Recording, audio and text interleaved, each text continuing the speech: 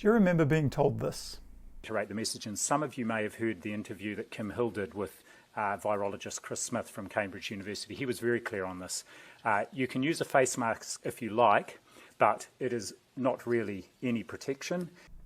Can you remember back to the nationwide level 4 lockdown earlier this year when nobody was required to wear a mask? And yet here we are, level 2 across the nation, and hopefully, fingers crossed, about to exit level 3 here in Auckland. What are we, 6-7 months into a pandemic, and now we're being asked to mask up? A few videos ago, I said what was unfolding was a marketing strategy. It was blindingly obvious. A consistent message aimed at consumers. So across radio, print media, television, social media, and plastered across billboards all over the country. Follow that up with influencers and sporting heroes with the "we're just like you and you should do what we do because we're just doing what someone else is telling us to do." That kind of message. The vomiting-inducing scripted all smiles and happy clappy hands social media post from Jacinda. Embraced by the world as the leader to follow, and how envious the rest of the world would be. All meticulously planned, like any marketing strategy, except this would require immediate results. No testing the message, no waiting to collect data and adjusting the campaign to reflect the data. Immediate results were wanted. And results they got. And after a decade of marketing, I can tell you that if you throw enough cash at something, you can get whatever results you want, no matter how outlandish they may be. And that's what the government did. Millions. I've often wondered what results I could get for a client with a multi-million-dollar budget. Well, it turns out you can bugger a country. And I'm sure if somebody told the nation to walk on all fours to avoid the Rona, they'd acquiesce to that as well. One thing I'd like you to pay attention to with the Jacinda and Ashley show, and you'll see this played out in the media as well, is that they're telling you what's coming, slowly preparing you for what they're going to do next. Okay, now these signals may be one-off random comments or news articles, but they'll slowly pop up more and more in press conferences and then on media websites. Just like they began slowly drip feeding little hints of regional lockdowns when we exited the level 4 nationwide lockdown a few months ago. And it's just happened again with the great mask debate. It started a few months ago, the odd comment by the health minister along the lines of, "We haven't ruled out the use of masks." Then the occasional media article about it, another government comment here, another article there. Then articles about its use overseas. Then the questions at the daily press conferences start, still keeping you tuned in to get your daily dose of fear. Then there's more articles, more questions, more answers, not ruling them out. Auckland goes into level 3 lockdown at midday, but at 8:30 that very day, supermarkets in Auckland have already implemented a no mask, no shop policy, catching up the panicked toilet paper obsessed pandemic hoarders. But please remember to shop normal. And then out of nowhere, the Prime Minister makes a pre-planned publicity stop at ESR, wearing a mask around members of the public. What a lovely opportunity to push a narrative and have the abject population follow along. All of a sudden on social media, we're being shown how to fashion a mask from your clothing. If we're at the point where we have to use our father's snot rag to save our very existence, it is too late. We're at the point of no returns when it comes to a deadly virus. Idiots. We then get trusted experts who are the only voice the media are allowed to speak, telling us we should all be masked and locked up. Follow that up with a cute media piece about normalising masks for kids at school. Education or indoctrination? I'll let you decide that one. I guess they'll make games out of it like, let's see how far we can run before we pass out from being muzzled all day. Or the all-time favourite game of, how many boogers can I collect in my mask today for show and tell tomorrow? And then, amazingly, this little piece pops up in today's Herald, just in time for parents to mull over, freak out and panic because their kids are due back at school Monday morning. And then lo and behold, up rises Dr. Limp Handshake kind of guy at the Daily Yawn, wearing a mask. And we're all told to wear a mask on public transport, and that it is highly recommended we all wear one. What are we, 6, 7 months into a pandemic and it's time to mask up? It's like being given condoms at a baby shower. A bit late for protection, don't you think? And in this lockdown level upgrade, we have no deaths. Surely, if the dead were piling up on the streets, then maybe, just maybe, masks might be an option, if you really wanted to. The point I'm making is that you must pay attention to what the government is saying and what the media are publishing. The narrative around everything that happens is seen weeks before it takes place. They're telling you of their plan. It's a marketing plan, all laid out to get to the end goal of their campaign. Think of the end result. What is the end goal the government want? And we won't go into the Agenda 2030 and communist nightmare that the government are dragging us into. I'm asking, what is the end result in terms of this virus that they told us right at the beginning? That's the end goal. And they will continue to drive the fear home with a sledgehammer to your temple to achieve it. They've also been telling us there'll be a second wave. So we, we'll have to prepare for the next one. That, I'd say is, will get attention this time.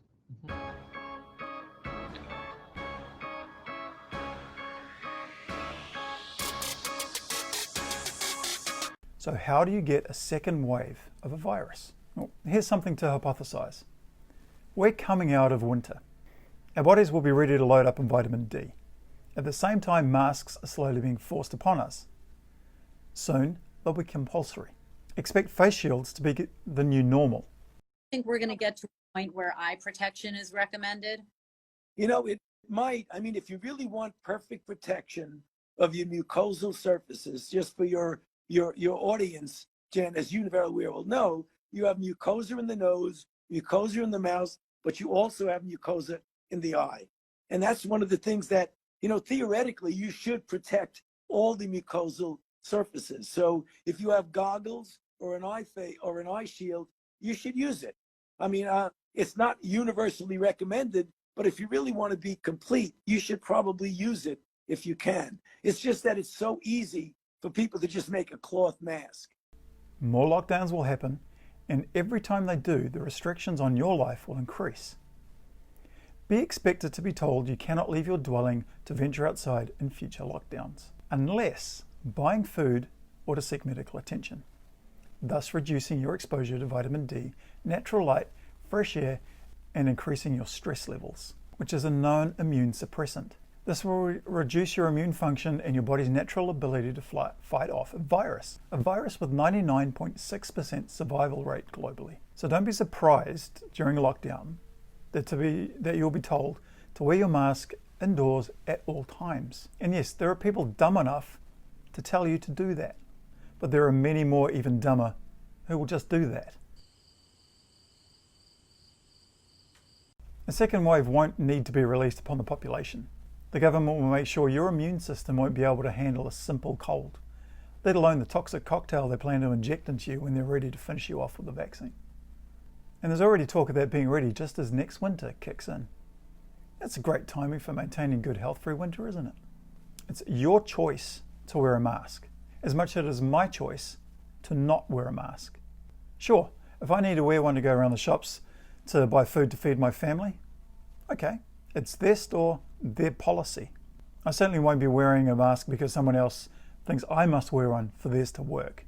But choice will not stop the rabid crowd of social justice warriors from getting stuck into non-mask wearers. They'll slowly unite, and anyone not wearing masks will be abused. They'll run the risk of being assaulted. You'll be the new Jew. The government won't need to enforce it. Their loyal subjects will manage it for them. It's one tactic Chairman Mao used to come into power.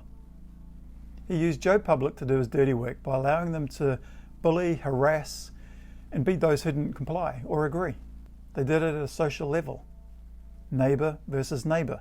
The rhetoric has already started.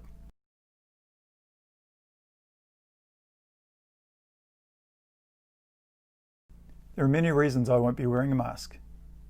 And one of the main reasons is because the risk far outweighs any benefit. A peer-reviewed study, published in the BMJ, on the randomized trial of cloth masks compared with medical masks in healthcare workers. The participants were randomized into 3 groups. One group wore medical masks at all times on their shift. A second group wore cloth masks at all times on their shift. And the third group were the control group. And they were allowed to occasionally wear a mask, like in general practice, or to not wear a mask at all. The study found that the cloth mask wearers had higher rates of infection than even the standard practice control group of health workers. And the filtration provided by cloth masks was poor compared to surgical masks. Cloth masks proved so bad they were 13 times more likely to experience viral type infections than those wearing medical masks. Now, what's even worse with the results of this study is that they found that the penetration of the cloth masks by particles was almost 97%, with the medical mask still being around 44% of penetration. The medical mask didn't do that much better, but the cloth mask was horrendous. So what is it that makes a cloth mask so bad? You're going to love this. Moisture retention. The reuse of cloth masks and poor filtration may result in increased risk of infection. It actually creates a reservoir for pathogens to grow. A trapped, wet environment where your own microbes, as well as environmental pathogens, increasingly stick to the mask and colonize. You're basically walking around with a personal petri dish stuck on your face. Idiots. A wet petri dish collecting everyone else's germs. Moist. Now, there are countless online studies showing how useless masks are, even the N95. I encourage you to go and look and learn for yourself. You will find many scientific research papers, peer-reviewed and published. But last week, there have been countless people making and selling cloth masks online, all offering different designs and colours, some even making children's ranges. You could be mistaken for thinking that they're trying to get in on the Rona cash cow, much like Bill and Warren and a few others. But no, they're just doing it for their part in the cause, their small but effective contribution to keeping the nation safe. But if they've taken some time to ask questions for themselves, questions everyone should be asking, and looked into whether cloth masks are going to help or hinder the wearer in any way, and will it increase the chances of illness? You can use a face mask if you like, but it is not really any protection. And even the Prime Minister has started wearing them. It's a love you keep up that petri dish on your gob. I'm just a dad, so if I can work it out, so can you. So when Dr. Limp Handshake kind of guy struts up in his fashionable mask made by his son's friend's mum, was he negligent as being a doctor by wearing one? Because we seem to be a nation of monkey see, monkey do. And I bet that mum's phone was on fire with everyone wanting the same mask as St. Ashley. Or was he negligent in not verbally informing the public as a healthcare professional of the increased risks of illness associated with cloth masks? Or is he just incompetent? To keep things in perspective, this is Dr. Shijing Li, a leading virologist at the Wuhan Lab of Virology. Everyone was talking about her when we kicked off 2020. After a decade or so of work, she finally manipulated a SARS virus from a bat, giving a virus the ability to infect a human, bypassing what scientists say would have been over 800 years of evolution.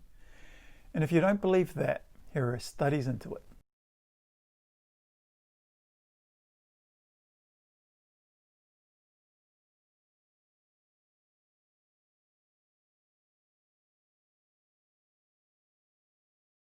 It's a line of science called gain of function, or chimeric research.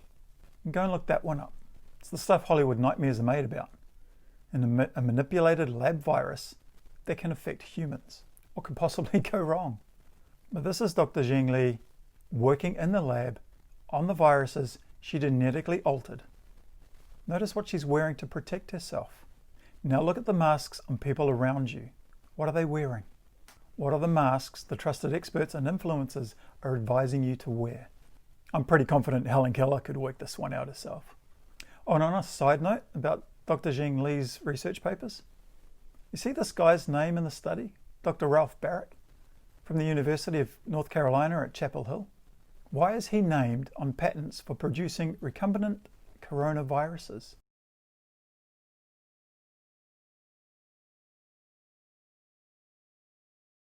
What does recombinant mean? The genetic material produced when segments of DNA from different sources are joined to produce recombinant DNA. And basically, it's molecules formed by laboratory methods bringing together genetic material from multiple sources, thus creating sequences that would not otherwise be found in the genome. Remember, you can't patent something natural, and he's not the only one named in patents to do with lab-made viruses. Take a trip down that rabbit hole, and you'll understand a bit more of where we find ourselves today. Oh, and if you think this is all getting a bit tinfoil hat, here's a copy of an article showing the 4 points of the genomic sequence where those manipulations took place for it to enter into a human cell. It'd be fascinating reading if it weren't so terrifying. This article was scrubbed from the internet, by the way. But I've got a copy, and I'm happy to share it. You've got to realize that this is not about wearing masks for your safety or health. It is about control. Control of you, control of your children. It's about a government testing the resilience of a population, prodding here and there to see how far they can push us, which appears to be off a cliff. They will slowly impose new restrictions, slowly eroding your rights and freedoms. They're already doing it through all the rushed and ill-thought-out legislation, without the majority of the population even noticing, because they're so buried in the narrative of fear. As the weeks go on, keep an eye on what messages are being said in the media and on the Laurel and Hardy show. Watch the increase in talk around vaccines. Watch for the increase in talk around how vaccines are going to save us. There's already an increase in anti-vax articles. Expect them to call for heads on blocks for non-takers of the vaccine and a call for their children to be removed from them.